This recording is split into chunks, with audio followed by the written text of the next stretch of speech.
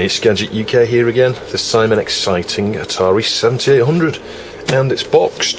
The box is not in too bad condition, it's a bit dinted down here, got the serial number on the front, so that looks like, you know, third party bits of packaging here. So we've got a couple of leaflets there, we've got the Asteroids manual and the system manual. It looks in really good condition. This is what appealed to me when I saw this advertised. Someone's put it inside this cellophane here. Is that sealed or what? No, it's not. It's just a Ziploc, isn't it? So let's undo this Ziploc bag. God, it must have been pretty tight trying to get it into that, because it's going to be tight getting it out, look.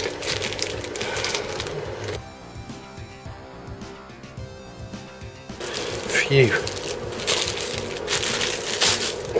But look at that beauty. That's gorgeous. It's got some strange marks here. I think actually it's still got, yeah, it has. It's got like a plastic film over that.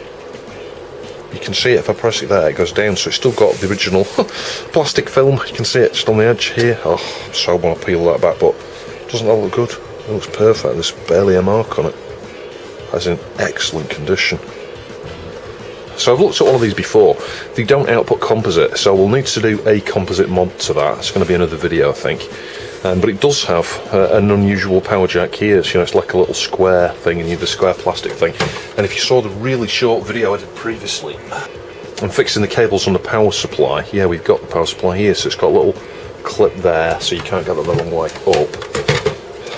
So next on the bench here is a cheap US power supply for an Atari 7800, and this is, well, a key thing that I need for my 7800. So this has suffered some damage from what I understand.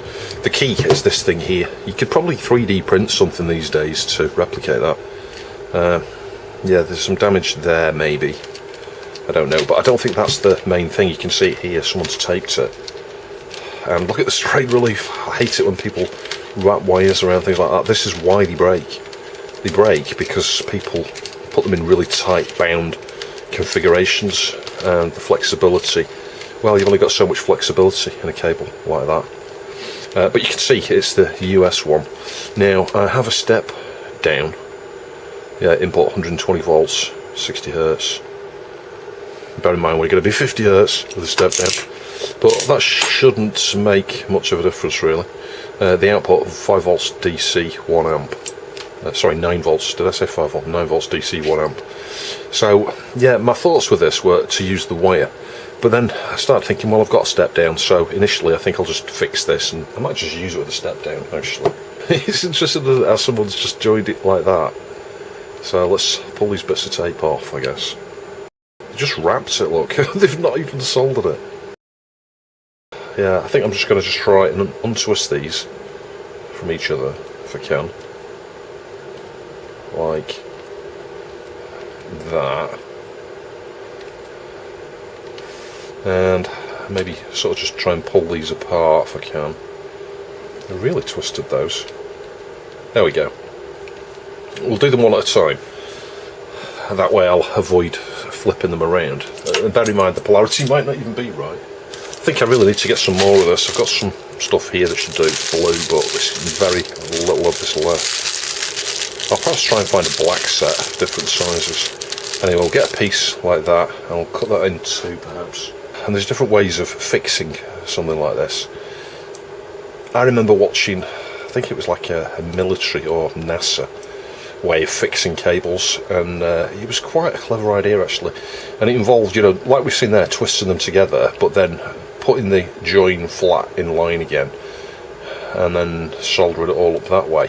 So in other words, so what I would normally do is just solder them in line like that and then put a shrink over it, and yeah, you know, you've got a relative join there, but if you were to wrap, you know, a percentage of these around each other, well, let's try and wrap, let's put the heat shrink on first actually.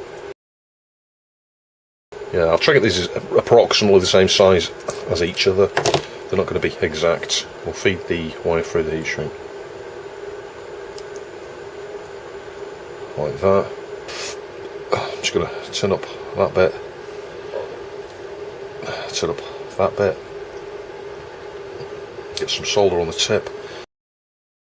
and then just do what I usually do, which is to, you know, put them totally flat with each other.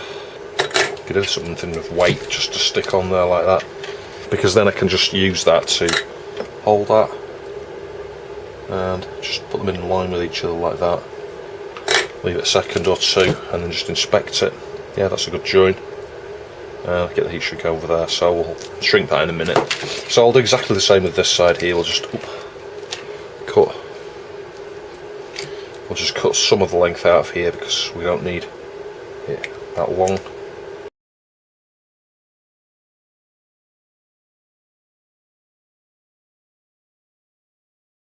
So 150 degrees here with the hot air. I'm just going to pull that. Just going to pull that back to see where the joint is. It's sort of there, just so I get it central.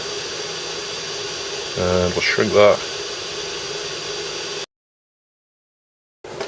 And I've got two of these. One that I bought myself, and one that came from my good friend Dr. Andrew, actually. So yeah, I can leave one bundled with this. Yeah, that could be a source of damage there. Anyway, so let's plug this in. Yeah, you see it does say AC 110 volts, so this is going to be marginally less, but that shouldn't really be a problem. So it's just going to go like that in there, isn't it? Yep. Yeah, sort of light down, hence why it looks a bit darker here. Let's just now try and measure this. So I think it should be about 9 volts, shouldn't it? There we go, 13 volts. And this is the thing, they say 9 volts, they never are. It's supposed to be 9 volts DC and we've got 13. But trust me, that's probably right. And bear in mind, the AC going in is going to be approximately 10 volts less than it should be, because it's, you know, it's kind of 110 volts instead of 120 that it's marked. So probably you get 14 volts or so on that if you do something like that, 13.5 volts in the US or in Japan. So at this point, got to hope the polarity is right on this. And the little gap is at the bottom there for that notch. So if we plug that in, well, it didn't explode. Power lights on, power off. So this should have asteroids built in. We're going to need to connect up that RF, and I don't have a controller either. The Atari 7800 controller, it's like it's got two buttons, doesn't it? It looks a bit like the Master System pad, you know, it's a flat sort of D-pad, I think.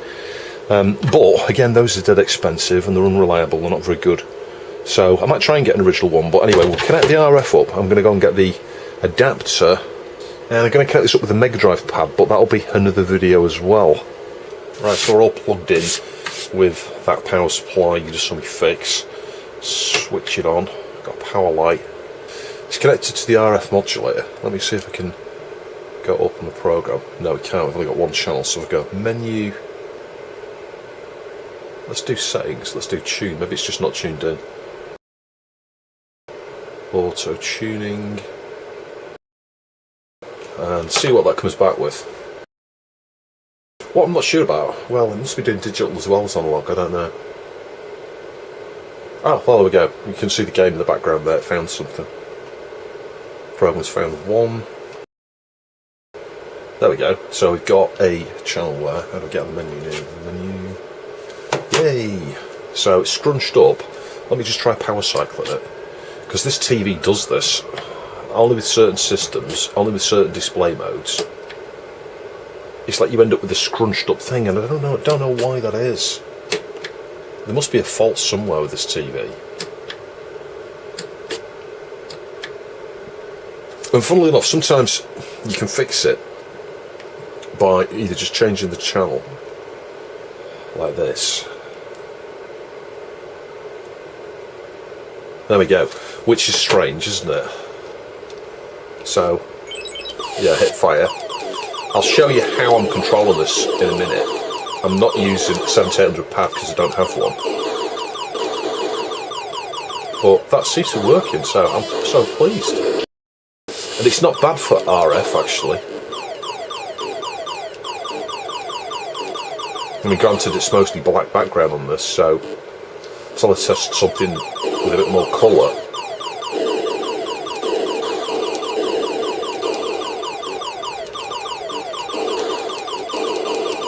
course, you can do a composite mod to these, because the previous 7800, there'll be a link top right. When I looked at that one, someone had blown the cap, hadn't they? Blown a power supply cap. And they've been trained to do a composite mod to it, I think. I may have just reverted that one back to use RF, I can't honestly remember. I might have done the composite mod. It's that long ago since I did that video. Anyway, very pleased. So I've switched that off. Now, something else that will feature on the channel soon. I'm not going to show you any of the functions and features and things of this here. There'll be a separate video. The 7800 game drive, so I can play all of the 7800 library on this. 2600 games as well. Uses a micro SD card slot. RGB out there. But we'll cover all of that stuff in another video. So I'm just going to be showing, well, I'll just go into a few games here and I'll show you. Yeah, so with RF, really fuzzy there.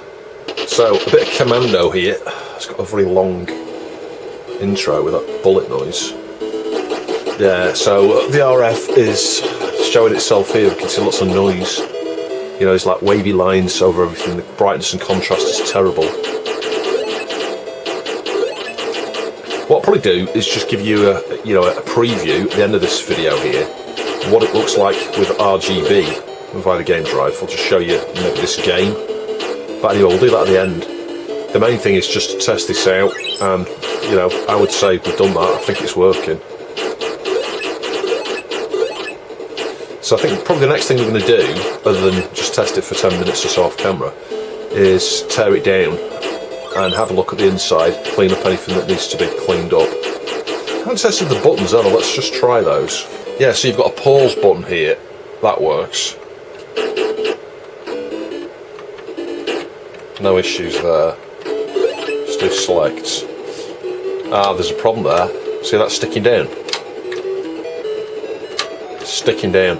So I think we need to deal with that, get some mollicot around the plastic fitment there, you know, where it slides up and down, because it's sticking in. Can't get it out now. Yeah, that's sticking, definitely. Reset. Yeah, that's working. It doesn't, I don't think it's resetting this game, is it? It pauses it actually, which is strange. But it is working and it's not sticking down like that one was. We can certainly get some contact cleaner in those anyway. They don't feel that great. So I've switched it off. So I've disconnected the controller. Yeah, I'm using one of these as well. So, and again, thanks to James at Retro HQ. That's where the game drive came from. This is where this came from. So you'll have seen me review a similar one of these, the one that works with other systems. This one's specific to 7800. So again, there'll be a short video on that as well. Anyway, it's just disconnecting the modulator and the power. I don't like the power connector on these. They're a bit oddball, aren't they? And just make sure there's no sort of sharp particles or anything on here. Just carefully put that down. It's still got the film on here, which is incredible. I don't want to peel that off. And let's get the screws out. So I had someone ask recently about the 7800, and it was like, how do I get it out of the base? You know, it's got like a big metal shield around it, hasn't it? Atari were well known for doing that with all their systems. Oh, Jewish screw on the floor as usual. Yeah, you know, encapsulating the whole thing in a big metal shield, and he couldn't work out how to get it out. From memory, I think it's going to be the same as, well, it's going to be like many of the other systems, isn't it, where it's these like little clips that are bent to secure the top half of the shield to the bottom. There may even be the odd solder point. So yeah, 5 screws holding the lid on. And it's marked PAL I there. You've got different types, so you've got like PAL G and PAL B, PAL I think. So yeah, lid just comes straight off. So yeah, it's going to be just some mollicoat required here. Not sure how I can take that to pieces actually to do that. Might be able to push these little white bits down here. Let's just do this now. Let's just move that out of the way. I suspect if we just look at this, if we just push this in slightly, hang on, like that. Oh, there we go, it's coming out. Do the same on this side. Very gently. There we go, it's coming out. There we go. So we can solve that. And it's got a big spring there, look. So we can solve that really easily now by cleaning that up, cleaning the cavity up from the top side probably. Here, it's going to be dust and dirt and grime. And we'll do the same with the others as well, actually, and get some moly coat. Yeah, so I'll do those in a second. Yeah, so we can get some contact cleaner in these. Look at those there, they're pretty corroded on top. I'll get the microscope onto those in a minute. They look really dirty. Really dirty. I don't know. It's bizarre. Anyway, yeah, tactile switches. I have got some replacements of that exact size. Still clicking there. Yeah, contact them into those though. Yeah, so you couldn't work out to get this out of here. So I think what you've got to do is you've got to remove this shield, yeah, and it's got these little metal twists at various points, you can see. So you bend them, straighten them out so that they're in line with the slot below, and then this comes off, and there's probably going to be a couple of screws holding the board in. So that explains why he was having problems getting it out of the shell. Yeah. And you might be able to see what I mean here if I just grab this little twist and try and straighten it until it looks in line like that, because it's, you know, it's like it's through the hole, yeah, and the, you know, it's bent like that, yeah. So you've got a hole like that, and the piece slides through, and then as it's through on the top here, it gets bent like that, so it can't go back through. You've got to straighten it to go back through the hole. So we'll just do all of those there. There's a number of them all the way around it. And the tip I'll give you there, and I've talked about this before, is when you put this back, you want to put the shield back on. Well, A, consider not putting the shield back on. I won't do that, I'll fit it. And B, when you secure it, just literally do one or two of these twists. You don't need to do them all. Yeah, just enough to secure it in place. And if you can get away with it, don't do any of them, because they just break off the more times you go in and out of something like this. Right, I think that's them all, apart from these two down here, which are going to be incredibly difficult to get to.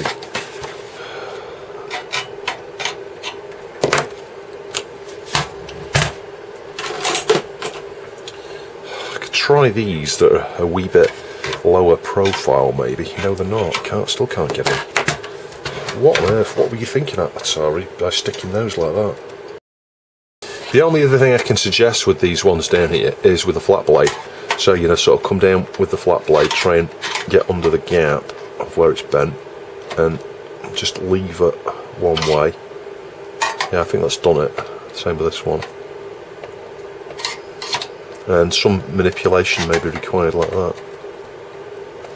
That's going to be a problem. That's not going to easily come off, I don't think. So I've just carefully try and lift this up now. Yeah, and some manipulation of the different points may be required. You have to look to see where it's sticking. Like, I think it's sticking here. So let's use the fine nose ones.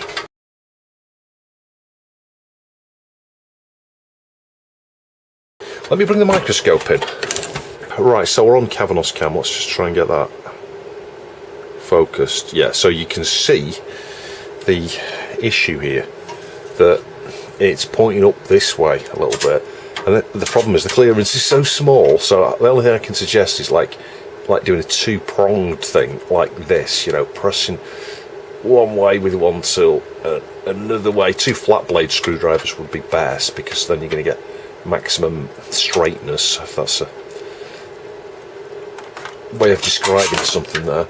So like that one is fairly straight now, that might just come out. If we move over to that one, yeah, look at that. There's no way that's coming out, is there? Because, you know, it's bent like that, twisted and everything. So we're going to have to try and do the same thing. And yeah, we're going to mark the shield here, but I don't really see, unless you've got you know, a pair of really long nose pliers that are really thin ends on them. Oh my god, that's going to be hard. It's like...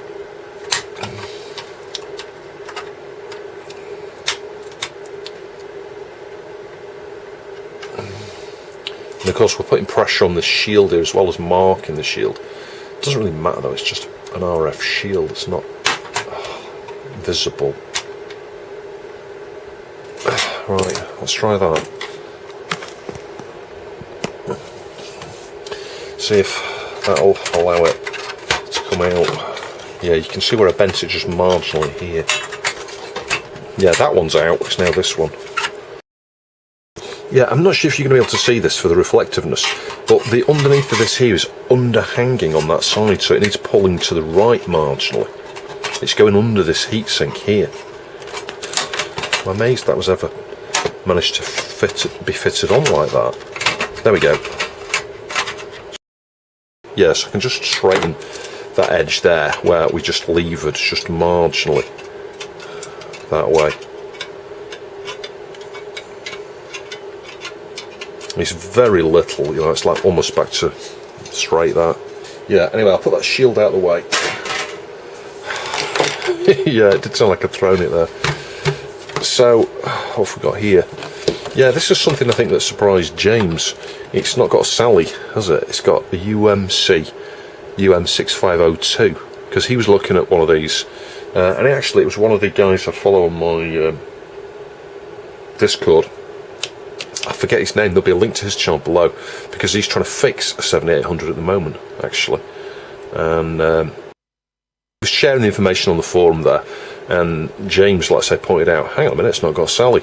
So, and I think this is what this mod's for here, this wire to the ROM maybe, and there's some mod to do with the Holt, I don't know, because from what I think James was trying to explain is the 6502, well, one of the chips on here halts the system in between accesses from Tia, or is it Maria? I forget, that sounds like a drink. It is a drink, isn't it, Tia Maria?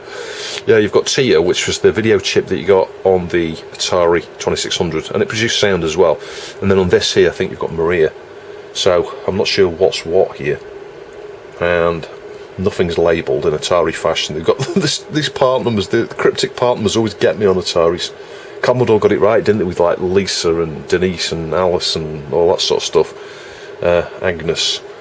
But on these, yeah, it's like C0, C something, C3 something, C2 something, etc.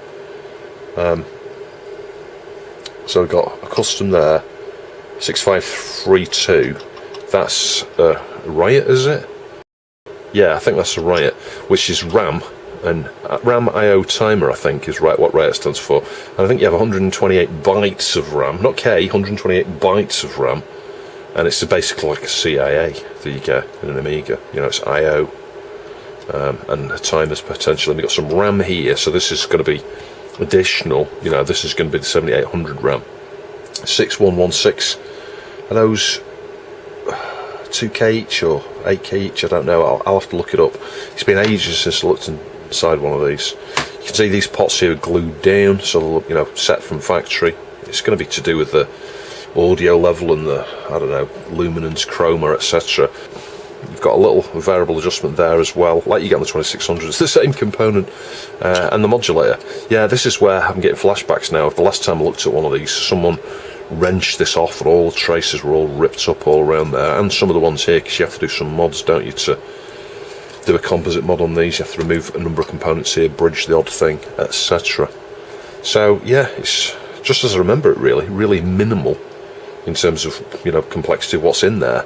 But there are two caps, so I will replace that one, because that's pretty small. It's going to be like 470 or 1000. It's 220, I think. 16 volt, and this one, oh, there's that one there as well, so I may as well recap it, haven't I? It's got 3 caps on it. I'd be stupid if I didn't, really. And this one here is the one that had blown up on that previous video, and I actually think in part it's because of this daft connector here. If you look at the power connector, it's, you know, it's just got 2 pins and there's a little gap at the bottom, yeah, but this plastic, I think, can be fragile, and the plug is like, can be spongy, and I think someone's forced it in the wrong way on that other one, which is why this blew up, because if you put polarity in the wrong way, that's going to blow. Anyway, let's see if we can get the board out now. So, are there any screws? There must be screws here somewhere. Oh no, there aren't. I don't think there are. I don't know. This is the thing. I've got the same problem that guy had when he was asking me. He's like, how'd you get the board out? I'm like, I don't remember having problems. I got it out all right. He says someone had been in it before I went in it. So, yeah, I don't see any other screws anywhere. Bear in mind these things here at the front protrude, so that means you would need to sort of pull it like that out, and that might be the answer here. So it's like maybe lift the back and then pull it backwards, but I'm not seeing a screw anywhere. I wonder if there's something under here or something. Does this come off? I don't know.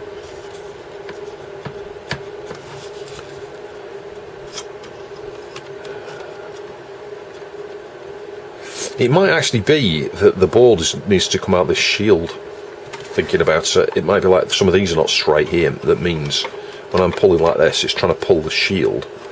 So I might need to just try and straighten these a little bit further, maybe. I think I need to go watch my original 7800 video. I find myself doing that. I put the wrist strap on, by the way. I just pulled up here, typical when I switched off the camera. I pulled up there and it came straight out. So yeah, it's as I described, you've got to pull up and then pull out towards the back, because otherwise you'll smash some of these things here. But yeah, look at it, it's like dust free. It's like the day it rolled off the factory, really. So yeah, anyway, so let's just get this bottom shield off. This might be where we have the odd solder point, like I can see. Is that soldered there? No, it's not. Sometimes these things will be soldered on. You may find the regions vary. Like I've seen NTSC things where they had to solder them on. I don't know why. You know, FCC. Maybe it's soldered on down here, I don't know. Yeah, sometimes FCC rules and things meant that they had to do, you know, slightly more strict assembly of things in different regions. Well, FCC is a US thing, so yeah, it's going to be these ones here again. It's like the ones that were giving me problem getting the top off, they now give me problems there. When I come to put this back together in a minute, I'm straightening those, and those two are not getting blooming twisted. Phew, get rid of that thing. Yeah, it is pretty clean. I will wipe over that with WD-40 though. Those were like fingerprints probably from manufacture. You can actually see them. You can see someone's fingerprint there. You know, you touch something like this without cleaning it, and it ultimately your fingerprint corrodes it. So I got a bit of a bodge there, perhaps where one of the mods was done. It was on that actually. A bit of flux, yeah, a bit of flux here as well, around the modulator again. A couple of resistors bodged on there, factory mod, bit of flux there. It's in not bad condition though. You do sometimes with these Atari boards, I mean all of them, like the 2600s are notorious for it, you can get some really flaky solder points. I can see one or two here where there's like literally hardly any solder. So it's worth, you know, inspecting the one up here as well. I'll show on the microscope in a minute, a few up there. So it's perhaps worth me reflowing one or two around here as well. I always find it interesting that, and up there's a really bad solder point. I always find it interesting that the Atari suffer from this, where they just seem to use a really minimal amount of solder. Maybe it was the flux they used wasn't very good or something. And of course we've got the odd flux mark and stuff on the board here that need cleaning off. But anyway, to start with, I'm just going to go in and start replacing these three caps. So we'll do this one down here, I think, which is those 2 points there. Its ground is towards the right hand side. Now, you know, if you've been watching my videos long enough, that I seldom rush in something like this and recap it. But when there's so little on there, there's more of a reason to recap it, because you've got certainly these main 2 or 3, because they're probably all on the same rails. It's probably like a 5 volt, that's on the 5 volt, that's on the 5 volts. That might even be on the input to regulator, I want to say. I don't think it has a regulator, this. I think it's a transistor or something here, doesn't it? I could be wrong. But the bottom line is, when you've got very few capacitors on something like this, well, A, it's only going to take you 2 minutes to swap them, even though they probably don't need doing, and B, because you've got very few capacitors, well, there's a lot more chance of problems if one of them does start to, you know, not be as good as it should be. Does that make sense? Because they're smoothing, aren't they? And I've talked about this a number of times in the past, that when you've got, what's this? Oh, I know what that is. That's a label of something else, something Amiga related. When you've only got a few capacitors on there, let's say one of them starts playing up, you start to get spikes and noise and, you know, issues with your supply rail, and then things can be glitchy or die. So it just makes sense to just change these, because, well, there's 3. I think I'd be being super lazy if I didn't swap these 3. And there's not going to be anything else to do here, really, other than just clean up a little bit.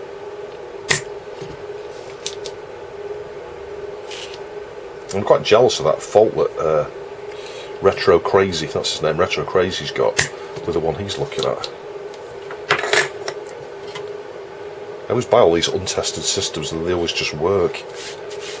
It's so annoying. So yeah, that's pretty loose now, just wobbling it, let's just come straight out. And it's marked on the board with a positive there, so we can't go wrong.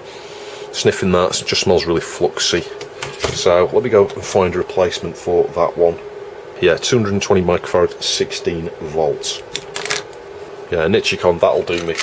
But I clearly need to get some 220 microfarad caps.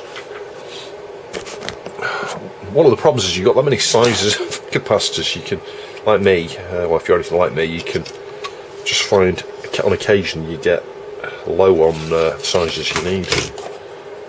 I've probably got like a million 10s, a million 1s, a million 100s, dozens of 1000s, no 220s.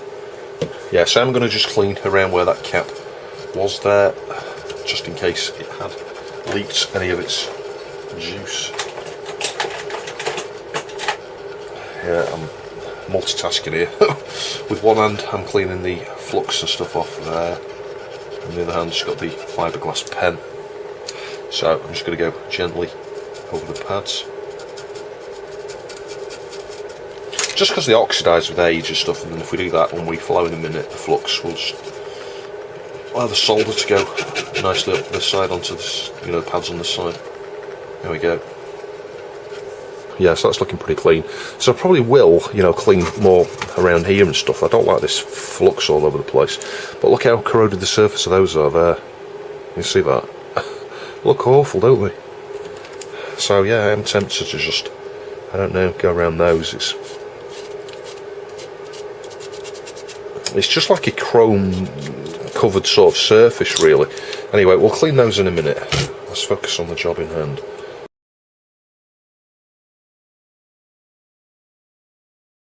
Yeah, I've got myself wondering where that Nichicon came from actually. I must have got a batch of them. It might be when I did Catha's 3000 actually. I think I got some 220s and I think it was a short batch of like, I don't know, 10 of them or something, and there were 220s, you know, Nichicons, I think.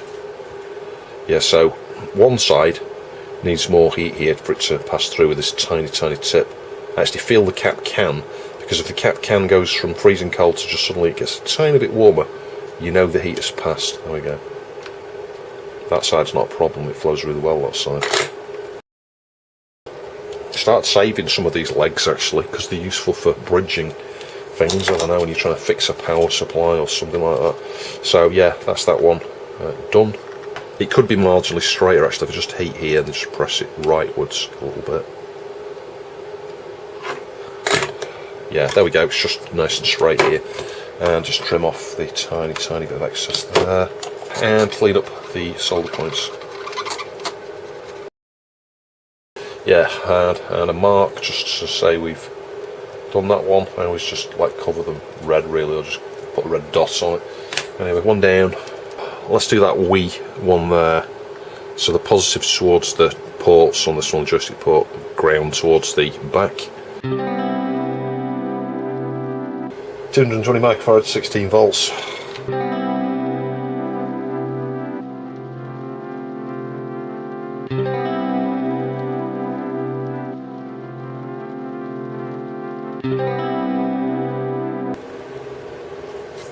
So we've just got this one, what is it? Yeah, so 2216 volts. I might have some, I don't know.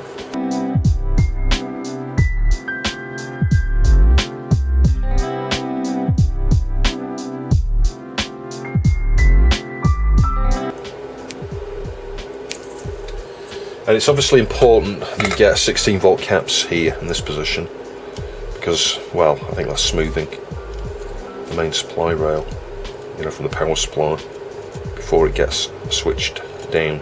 And I think it is switched. I think there's like, I don't know, some circuit around there that just lowers the voltage to 5.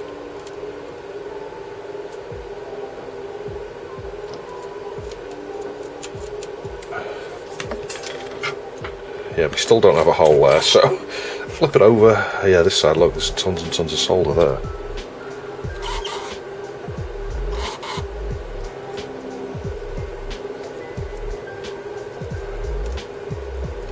Oh my god, the braid is now joined. What is going on here? So some more solder there. Right, I'm going to crank the iron up.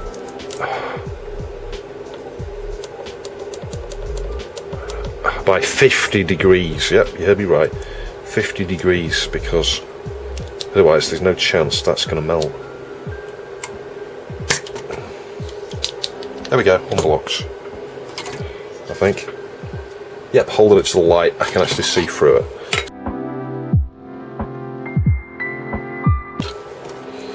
Yeah, and we'll get our 3300 replacement on. So yeah, more capacitance, but that's a good thing, not a bad thing.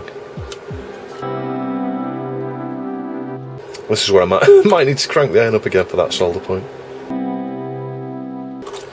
Yeah, anyway, this has been a reminder to me to order some 3300 16 volt caps. Oh, sorry, 2200. But actually I need some 3300s now, because this is my last one of this. And some 220s.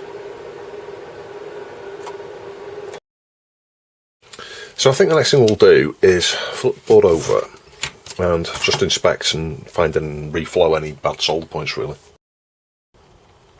Yeah, you just get points like this here, and this is a better example of where, you know, the solder's just not that great. It looks a bit dull in places here. Yeah, you get like a ring of flux, you can see that around all of these. Anyway, if I find anything really bad, I'll let you know, but I mean, I'm considering not even reflowing anything at this stage, to be honest. As an example, if I just hang on, get that there, and just have a look at it in the light, yeah, you can see it just looks awful. It's like a really big cavity on the top side. You can see the solder in it, but yeah, would you want to trust that? I wouldn't. So yeah, that's the sort of thing where I will reflow it. But despite the fact some of these don't look very good at all, I'm not going to reflow them. It's just ones like that where, you know, it just looks like there's literally no solder there to me. Don't know what that is. I'll look on the other side in a minute. What's going on here? There we are.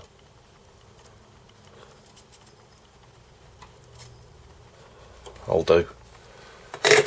Anyway, I'll report back if I find any others.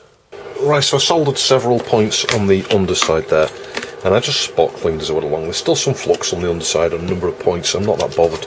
But we do need to clean around these, but I think, yeah, it's just corrosion, look. It's not going to come off. It's like the chrome surface.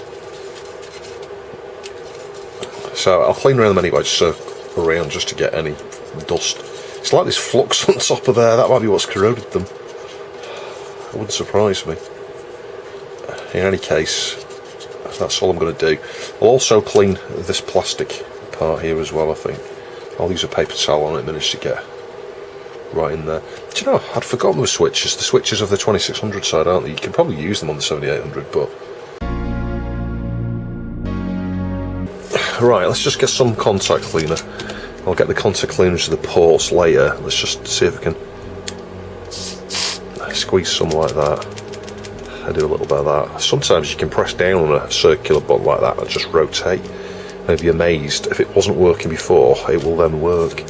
Because you get the friction between the two things, contacts, as you press it down. And obviously the rotation puts it in a slightly different position when it's a circular thing like that. It doesn't always work, it depends on how the switch is assembled internally and whether you can even move that piece around. Sometimes it's like a keyed piece of plastic or something that means you can't dig that.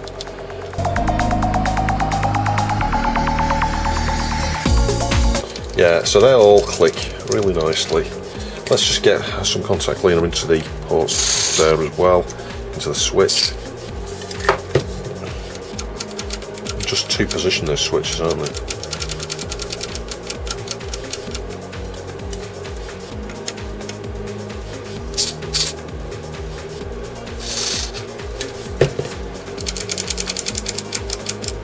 That switch is a lot better than that switch. That one feels like that's a bit more used. Oh, I don't know, they're both working well now. Maybe it was a bit dirty. No, that one's a bit snappier. and then with the cotton bud, I'm just going to squash it down like super flat. Spray a little bit more on there, and yeah, you can squeeze it in there and just do a little bit of that. Yeah, a little bit of corrosion's come off there. Same down the bottom. Be careful don't get stuck and snag it. Now, if you're really lucky, you might be able to squeeze it, get it between the middle two, the two of them, two rows. Yeah, like that.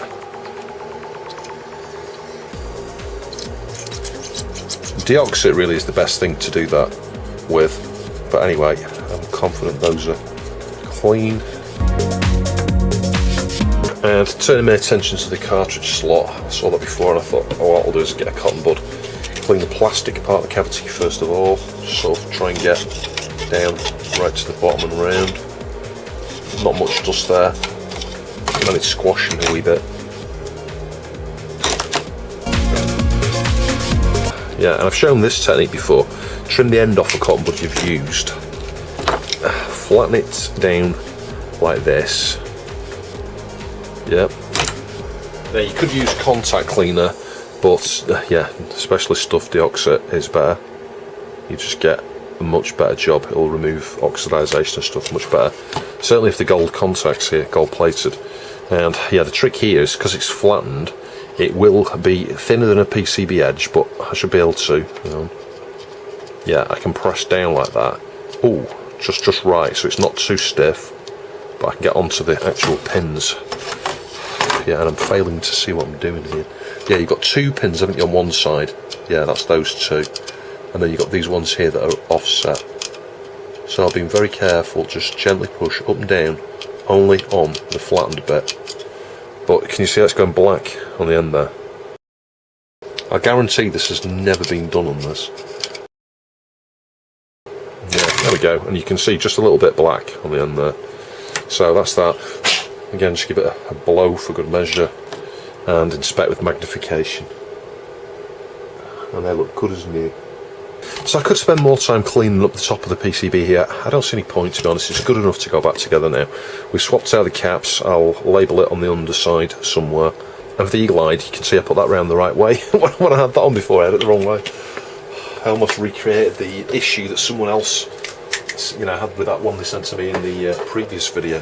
And I guess the final thing before I forget, before we get this back in, is you could swap out this 7805 here for, I don't know, switching, DC to DC, like a Recon 7805 or something like that. That's not the actual part number of it, but it's the equivalent. It's got the same pin out and everything, actually, some of those Recon ones. Traco, is it? You could also just, remove the nut here and get some fresh thermal compound in there, but it's fine, isn't it? It's alright. I'm not worried about that at all. What I'll probably do is just get this back in the base and test it without the lid on, just to make sure it's working before I commit to putting the shield back on and stuff. And I'll measure the voltage as well, just make sure we do have 5 volts on there, we've not got some problem with that regulator. And of course, when it comes to getting this piece back on again, just take this back off, just consider straightening the bits where you were really struggling to start with, like these things here were well bent. So I'm just squishing those in a, making them 90 degree, perfect in the line. Should just make it a bit easier in it.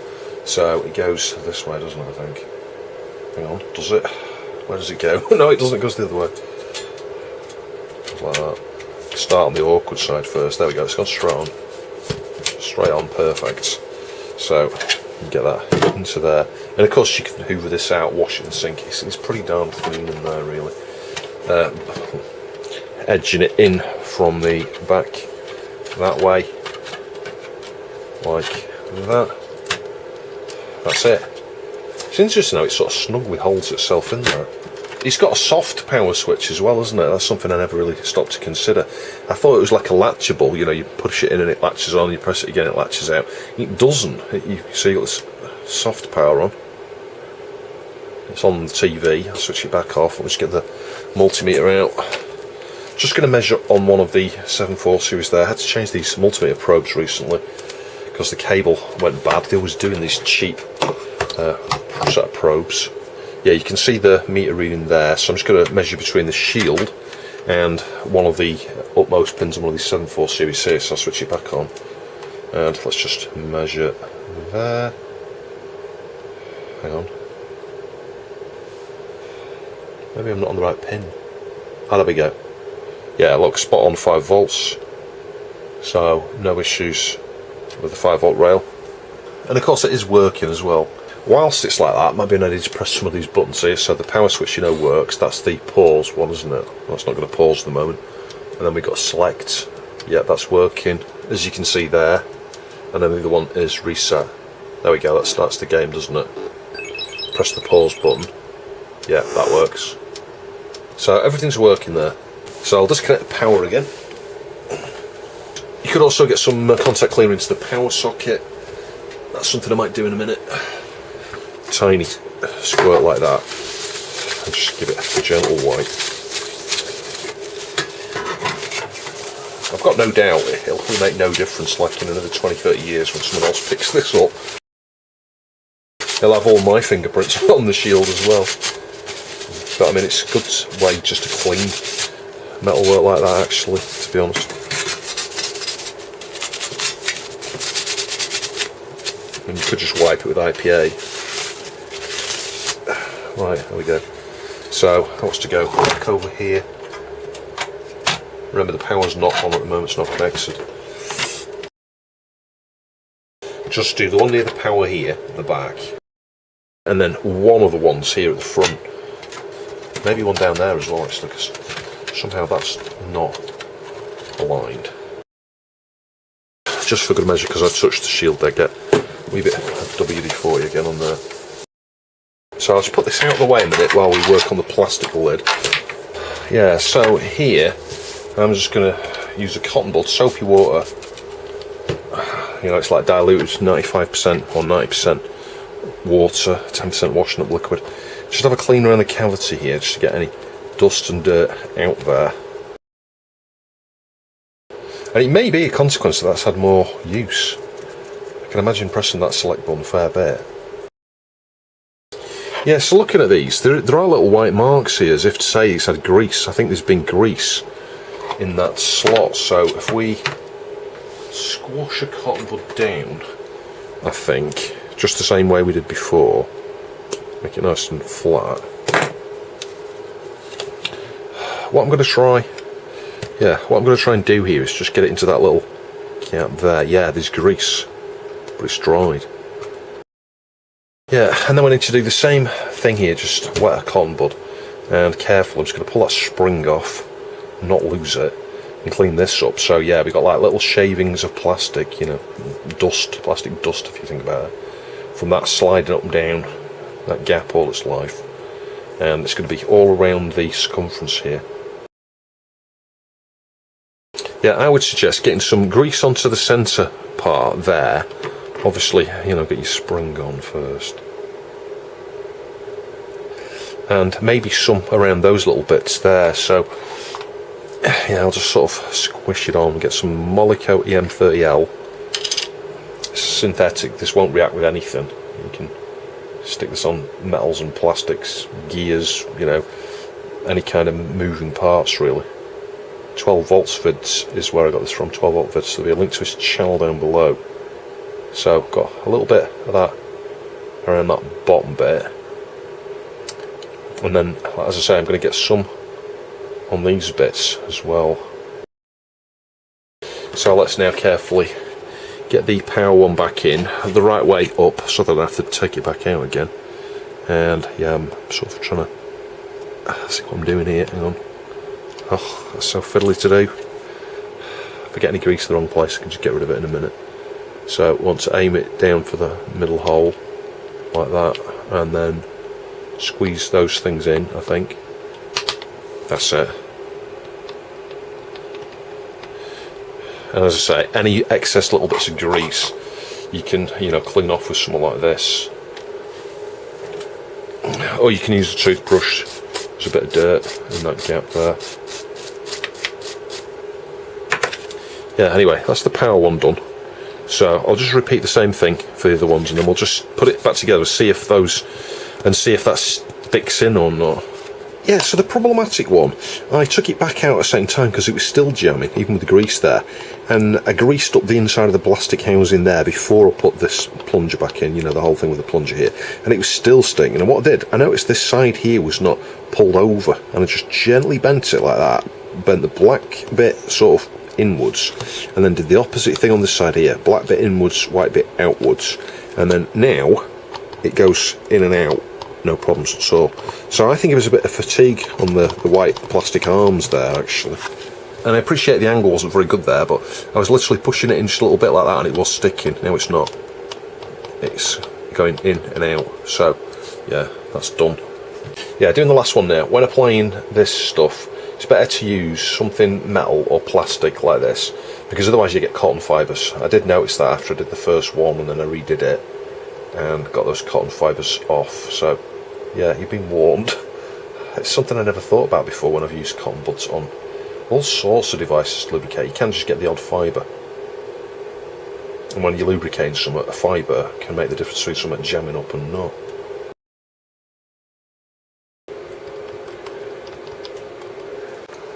And then we go testing it, a little bit of Gallagher. Looks terrible with RF, it's awful.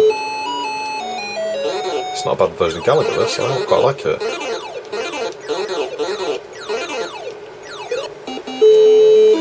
And a bit of Donkey Kong. It's quite a good version of Donkey Kong this, I quite like the 7800 version.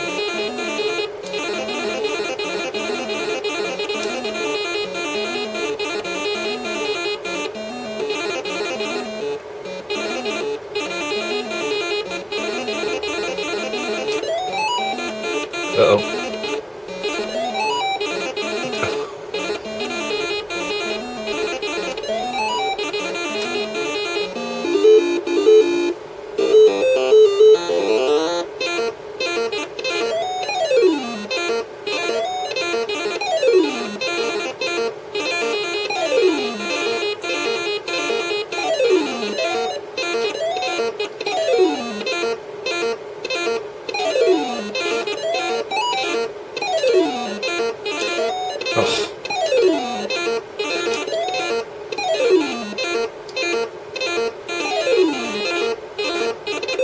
A bit soon far left there, wasn't it? You can see the CPU there, it's a 6502.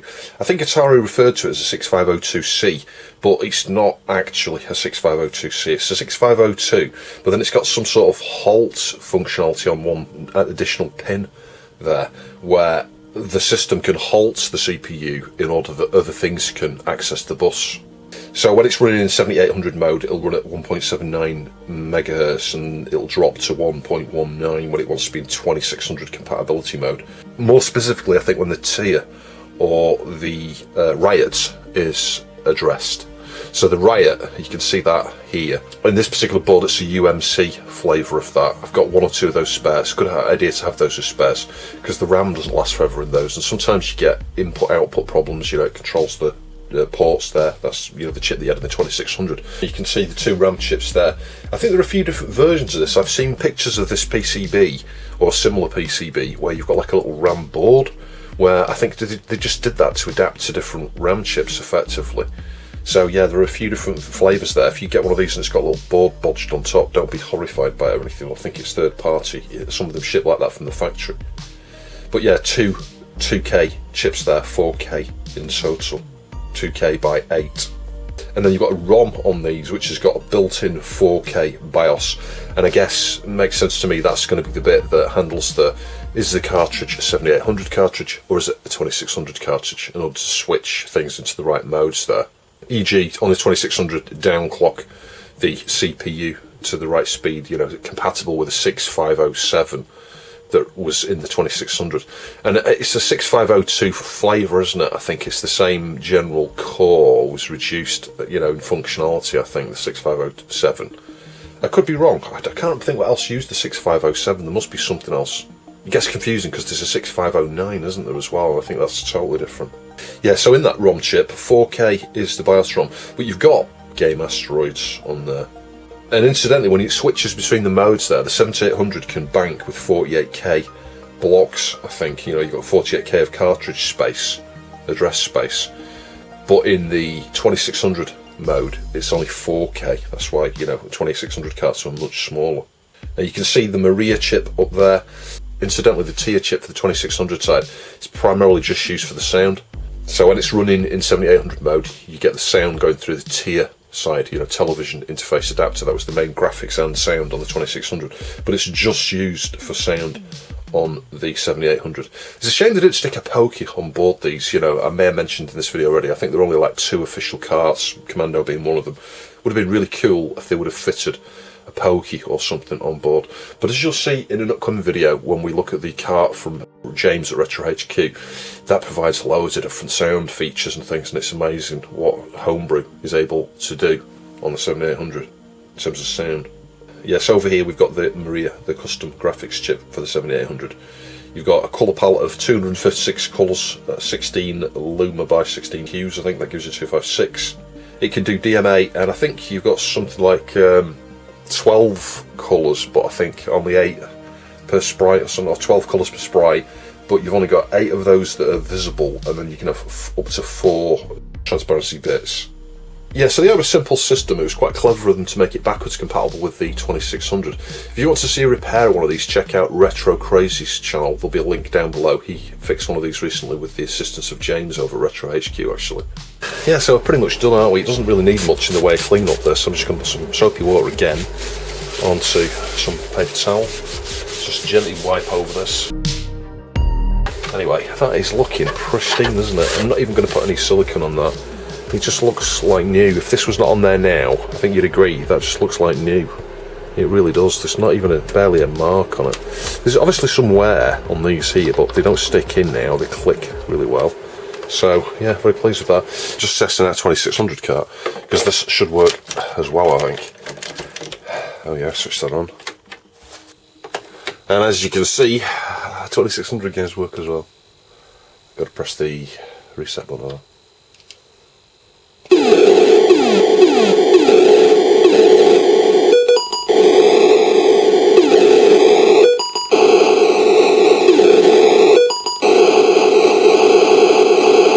It's all full of RF. And there'll be a link top right to the Atari Vox. This should work on the 7800 as well, so I'll test this in an upcoming video. Yeah, a quick look at another game here, Xenophobe. The Atari Lynx version is the best version of this on any home system, but the colours are so much better on the 7800 version versus, well, the 2600 one. It's not bad at all. I might have a bit of a play of this.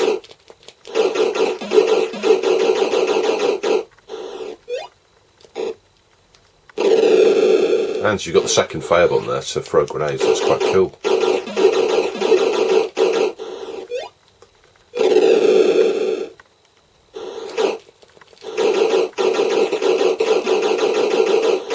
Something else as a side note, these things here, these little mains adapters, well, I've had this problem with these Maplin ones before. I mean, maybe they're not all the same. You can see, look, that's pretty hard to get out now. And can you see the plastic is slightly warped here? Now, this obviously has got a limited, you know, capability here. I forget exactly what wattage it is. I've got 2 of these. It says there 45 watts. Yeah, surely that's not going to be pulling 45 watts. Yeah, I mean, it's outputting an amp. Sorry, 9 volts at 1 amp.